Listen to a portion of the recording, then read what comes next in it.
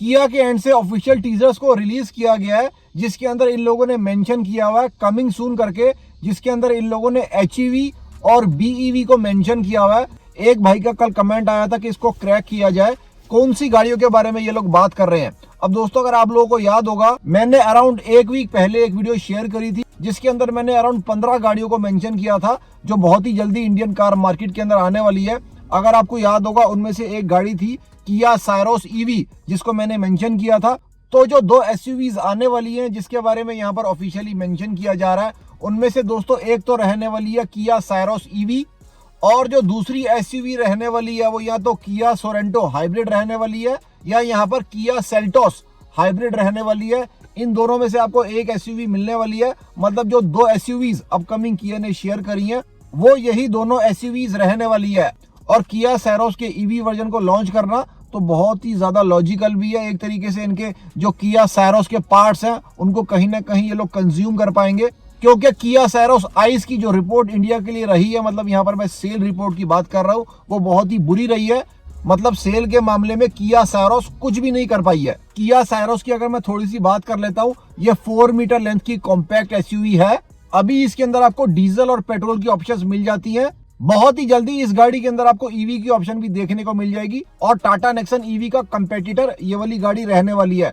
कितना compete कर पाएगी, I am very much doubtful, लेकिन देखते हैं, टाइम विल टेल। अगर मैं किया सोरेंटो की बात कर लेता हूँ, ये थोड़ी सी एक्सपेंसिव गाड़ी है। ऑन द अदर हैंड अगर सेल्टोस लॉन्च होती है, उसके बारे में तो आप सबको पता ही है, मिड साइज कॉम्पैक्ट SUV है। उसको अगर हाइब्रिड के अंदर लाया जाता है तो बिल्कुल से इस गाड़ी की सेल के अंदर अच्छा पुश मिलेगा। अच्छा, चैनल के ऊपर अगर आप लोग फर्स्ट टाइम आए हुए हो तो चैनल को सब्सक्राइब जरूर से कर लेना, लाइक बटन हाई बटन को भी जरूर दबा देना।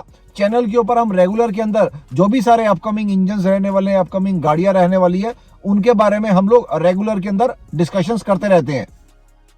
अब बिल्कुल से दोस्तों देखने वाली ये चीज रहने वाली है, ये जो किया सैरोस EV के अंदर आने वाली है, इसका प्राइस रेंज क्या रहने वाला है, और बिल्कुल से इसके अंदर ये लोग BAAS की सर्विस देने वाले हैं। और जहां तक दोस्तों मैं एक्सपेक्ट करके चल रहा हूँ, किया सैरोस EV के अंदर जो BAAS की सर्विस आने वाली है, इसका जो रेट रहने वाला है वो अराउंड 8 लाख रुपए के आसपास का रहेगा। और एक्चुअल के अंदर ये BAAS के रेट से हो क्या रहा है, मैं आपको ये वाली चीज बताता हूँ। जो भी सेम सेगमेंट की आइस कार्स है ना, मतलब जो भी सेम सेगमेंट की पेट्रोल कार्स है, BAAS सर्विस के साथ क्या हो रहा है कि उन गाड़ियों का जो रेट है वो बिल्कुल से उन गाड़ियों के बेस वेरिएंट के रेट के आसपास आ रहा है। जैसे अगर आप क्रेटा इलेक्ट्रिक के BAAS रेट को भी देखते हो तो उसका भी जो रेट आ गया है वो अराउंड 10.5-11 लाख रुपए के आसपास आ गया है। तो इस BAAS के रेट से ये वाली चीज हो रही है कि जो भी सारी इलेक्ट्रिक व्हीकल्स हैं उनका जो रेट आ रहा है ना, वो सेम सेगमेंट के पेट्रोल बेस वेरिएंट्स के आसपास आता जा रहा है। अब देखो, ये वाली सारी चीजों से मैं एग्री करता हूं कि ये लोग इलेक्ट्रिक गाड़ियों के रेट्स को कंट्रोल करने की कोशिश कर रहे हैं BAAS के एंड से। लेकिन व्हाट अबाउट द इंफ्रास्ट्रक्चर? यहाँ पर EV चार्जिंग पॉइंट्स कहां पर हैं? और जहां पर अगर EV चार्जिंग पॉइंट्स हैं भी जो बहुत ही ज्यादा लिमिटेड है, उनके अंदर वेटिंग इतनी ज्यादा हो जाती है कि आपकी जर्नी का जो टाइम रहता है वो बहुत ही नेगेटिवली वहां पर इफेक्ट होता है। और साथ में जो इन गाड़ियों की बैटरीज हैं वो एक तरीके से डिटोरेटिंग एसेट है, जिस वजह से आज की डेट के अंदर भी इन गाड़ियों की रीसेल मार्केट के अंदर वैल्यू बहुत ही ज्यादा डाउन हो जाती है अगर हम पेट्रोल और डीजल गाड़ियों से कंपेयर करते हैं। अगर हम सेम गाड़ियों को भी कंपेयर कर लेते हैं उनके पेट्रोल और डीजल वेरिएंट से, तो भी वहां पर बहुत ज्यादा ड्रास्टिक फर्क पड़ जाता है। क्योंकि अभी भी देखो, मार्केट के अंदर बहुत सारी ऐसी गाड़ियां हैं जिनके अंदर आपको पेट्रोल और डीजल की ऑप्शंस भी मिल जाती है, साथ में EV की ऑप्शन भी मिल जाती है। यहाँ पर दोस्तों आपको टाटा नेक्सन मिल जाती है, टाटा पंच मिल जाती है, टाटा टिगोर मिल जाती है। तो देखो, बहुत अच्छी बात है, EV गाड़ियों को लॉन्च किया जा रहा है। लेकिन उससे पहले मैं यहाँ पर बिल्कुल से इस वाली चीज के अंदर ज्यादा इंटरेस्टेड रहूंगा, अगर इन सारी गाड़ियों के लिए इंफ्रास्ट्रक्चर को भी सुधारा जाए, इन गाड़ियों की क्लेम रेंज के अंदर और रियल रेंज के अंदर बहुत ज्यादा फर्क ना हो। देखो, अगर 5 से 10% का फर्क आता है ना, वो तो जस्टिफाइड है, लेकिन जहां पर 30 से 40% का फर्क आ जाता है वो कहीं ना कहीं अनजस्टिफाइड वाली बात हो जाती है। और अगर मैं BAAS की भी बात कर लेता हूं ना, तो अगर आप ओवरऑल कॉस्ट को कंसीडर करते हो तो वहां पर भी कोई बहुत ज्यादा कम नहीं रहती है। तो सिर्फ EV गाड़ियां लॉन्च करने से यहाँ पर बात नहीं बनेगी, यहाँ पर सबसे पहले इंफ्रास्ट्रक्चर के ऊपर भी काम करना पड़ेगा। रियल वर्ल्ड रेंज को भी कंसीडर करना बहुत ज्यादा जरूरी चीज है, क्योंकि धीरे धीरे जब इन गाड़ियों की बैटरी डिप्लीट होती है तो रेंज भी धीरे धीरे कम होना स्टार्ट हो जाती है। अब दोस्तों यहाँ पर ना E20 पेट्रोल को लेकर भी मेरे पास बड़ी बड़ी अपडेट्स आई हुई हैं। सबसे पहले तो दोस्तों यहाँ पर इसके बारे में बात करते हैं, जो भी पिछले कुछ टाइम से काफी ज्यादा चर्चा का विषय बना हुआ है कि जो E20 complaint Innova high cross के अंदर इश्यूज आए हैं, मतलब वो गाड़ी E20 कंप्लेंट होने के बावजूद भी उस गाड़ी के अंदर पेट्रोल से रिलेटेड इश्यूज को ओनर के एंड से रिपोर्ट किया गया था।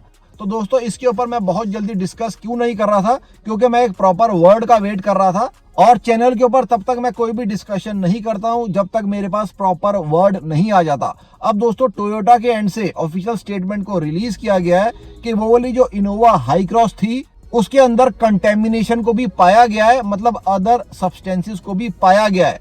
मतलब जो E20 पेट्रोल है उसके अलावा भी उस गाड़ी के अंदर कुछ और चीजों को भी पाया गया है, जिस वजह से ये जो सारे इश्यूज हैं वो वाले अराइज हुए हैं। और इस इनोवा हाई क्रॉस को बहुत ही थोरोली चेक किया गया है, मतलब इसके फ्यूल टैंक वगैरह को, सारी चीजों को बहुत ही थोरोली चेक करा गया है। तो यहाँ पर टोयोटा के एंड से बिल्कुल ये वाली चीज को क्लैरिफाई कर दिया गया है कि जो उनकी गाड़ियां हैं, मतलब जो इनोवा हाई क्रॉस भी है वो प्रॉपरली बिल्कुल E20 कंप्लेंट है, और E20 पेट्रोल के यूज से उस गाड़ी के अंदर एज सच कोई भी इशू नहीं हुआ है। अब यहाँ पर हैरान और परेशान करने वाली ना ये चीज है, क्योंकि इस कार के अंदर इंजन नॉकिंग जैसे इश्यूज को डिटेक्ट किया गया है। तो ये वाले जो सारे इश्यूज हुए हैं ये एक्चुअल के अंदर हुए क्यों हैं और कैसे हुए हैं, जबकि जो यूजर है वो E20 पेट्रोल को ही डाल रहा है E20 गाड़ी के अंदर।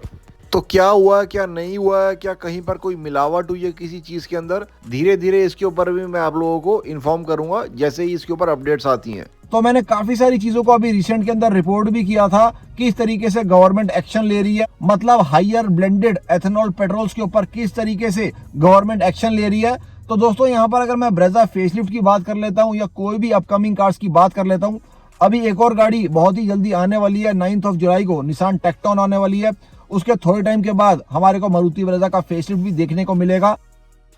लेकिन दोस्तों यहाँ पर बिल्कुल से जज्बाती ज्यादा नहीं हो जाना है, बिल्कुल अच्छी बात है मारुति ब्रेजा फेसलिफ्ट आ रही है, लेकिन दोस्तों यहाँ पर हम सबको बिल्कुल से इस चीज को भी मद्देनजर रखना होगा। We have to take this into serious consideration कि किस टाइप का एथेनॉल से रेजिस्टेंस आ रहा है न्यू मारुति ब्रेजा फेसलिफ्ट के अंदर भी। अगर तो दोस्तों Maruti Brezza facelift E20 complaint है, और यहाँ पर सिर्फ बोलने के ऊपर हम लोगों को नहीं जाना, गाड़ी के ऊपर कहीं ना कहीं मेंशन होना चाहिए कि ये जो गाड़ी है ये मिनिमम E30 कंप्लेंट है, E85 कंप्लेंट है या E100 कंप्लेंट है, उसी के बाद हम लोग ये सारी चीजों को मान सकते हैं। सिर्फ वर्ड ऑफ द माउथ के ऊपर हम लोग नहीं एक्शन ले सकते, क्योंकि देखो अब तो बहुत सारे सिनेरियोज आप सबके सामने भी आ चुके हैं। मैं पहले ये वाली चीज जब बोलता था बहुत सारे कमेंट्स मेरे को आते थे ऐसा नहीं है वैसा नहीं है, अब तो देखो बहुत सारे सिनेरियोज आप सबके सामने आ चुके हैं। इंश्योरेंस कंपनीज के एंड से भी बहुत सारे वर्ड्स आ रहे हैं, जैसे अभी रिसेंट के अंदर ICICI लोम्बार्ड के एंड से कुछ वर्ड्स निकल कर आए। उसके बाद अब रिसेंट के अंदर जो टोयोटा के एंड से भी वर्ड निकल कर आ रहा है। टोयोटा और मारुति की यारी दोस्ती को तो आप सब जानते ही हो। जब टोयोटा के एंड से ये वाला वर्ड निकल कर आ रहा है, वो लोग सिर्फ E20 पेट्रोल को ही एंटरटेन कर रहे हैं, क्योंकि उनकी गाड़ी के ऊपर E20 लिखा हुआ है, मतलब उनकी गाड़ी के पेट्रोल लीड के ऊपर E20 लिखा हुआ है, हाई क्रॉस के पेट्रोल लीड के ऊपर। तो देखो दोस्तों बहुत सारी चीजें क्लियर हो रही है। E25, E27, E30 अगर गाड़ी के ऊपर कहीं पर नहीं लिखा हुआ या उसकी पेट्रोल लीड के ऊपर कहीं नहीं लिखा हुआ, तो कोई भी ब्रांड या कोई भी इंश्योरेंस कंपनी इन चीजों को एंटरटेन नहीं करने वाली है इन फ्यूचर। तो बिल्कुल से चैनल को बहुत ज्यादा खुशी है कि मारुति ब्रेजा फेसलिफ्ट बहुत ही जल्दी आने वाली है, और इस चैनल से ज्यादा किसको ही खुशी हो सकती है ब्रेजा फेसलिफ्ट को लेकर। लेकिन दोस्तों यहाँ पर बिल्कुल से ये वाली चीज मद्देनजर रखने की है कि गाड़ी कितनी एथेनॉल से कंप्लेंट है, और बिल्कुल से मैं बहुत ही हाई एक्सपेक्टेशंस रख के चल रहा हूँ। मारुति ने आज तक डिसअपॉइंट नहीं किया हम लोगों को, स्पेशली जहां पर पावर ट्रेन्स की बात आ जाती है। तो बिल्कुल से I am very much positive about Maruti Brezza. कल रात को कुछ प्रेस कॉन्फ्रेंस भी करी गई है। राहुल भारती जो मारुति के हैं उनके एंड से भी कुछ वर्ड्स निकल कर आए हैं। अब देखो ये जो सारी चीजें हैं ना कंफ्यूजन वाली, ये चलती रहेंगी दोस्तों। आज की डेट में मैं आपको ये वाली चीज फिर से बोल देता हूँ, अभी भी चाहे ब्रेजा E30 के अंदर आती है या E100 के अंदर आती है, हमको नहीं पता किस टाइप का पेट्रोल हम सबको दिया जा रहा है, E20 है E30 है जो भी है, लेकिन यहाँ पर मेरे को अपने सारे भाई लोगों का सोचना पड़ेगा। तो दोस्तों अभी भी जो सबसे सेफेस्ट गाड़ियां निकल कर आ रही है ना, वो यहाँ पर CNG गाड़ियां ही निकल कर आ रही हैं, जो मैं आपको इतने टाइम से बोल रहा हूँ। CNG गाड़ी लो, उसके अंदर जो भी थोड़ा बहुत पेट्रोल जा रहा है उसको आप XP100 ही डलवाओ, बाकी तो गाड़ी के अंदर जो जाएगी वो CNG जाएगी ना। अभी तक चैनल को सब्सक्राइब नहीं किया, please consider subscribing the channel. Like button, high button को भी जरूर से दबा दें। कल फिर से मिलते हैं वीरो। जय हिंद, जय Bharat and full support to the Indian arm forces.